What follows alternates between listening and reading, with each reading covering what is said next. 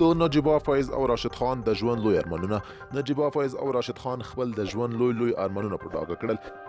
دا چې د دوی دغه ارمانونه څه دي او څنګه به د دوی دغه ارمانونه پوره کیږي، ټول معلومات سره د ویډیو تر پایه وګورئ. سلام او مینه ملګرو، هیله ده چې روغ او جوړ به وئ.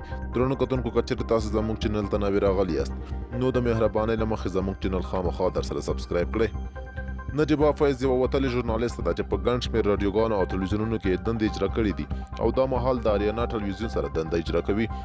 نجیبه فیض چې ټول افغانان یې له نوم سره آشنا دي او پر ټولنیزه رسنۍ یعنې فیسبوک باندې ګڼ شمېر مینوال لري، هغه له خپلو مینوالو سره خپل د ژوند لوی ارمان شریک کړی دی.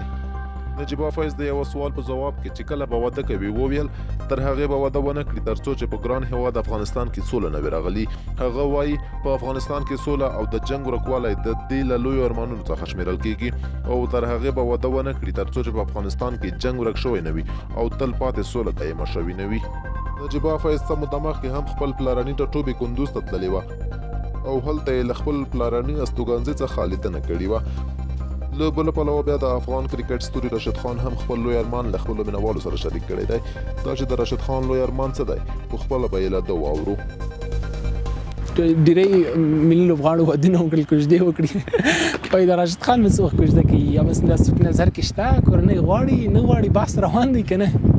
نه تر اوسه خو فامیل ته هم ما هم دا یوه خبره کړې چې انشاءالله کله دې ما زلو کله زه واده ته تیار شم ریډي شولم هغې وروسته به فیصله کړم. هغوی هم په ما باندې څه فشار نه دی شولی او انشاءالله را روان 5-6 کاله کې به وګورو، ځکه که وګورې زما کرکټ ډېر زیات مصروفه دی او نه غواړم چې ځان هلته هم مصروف شم او دلته هم کرکټ کې نو بیا مشکل جوړېږي د ما دپاره.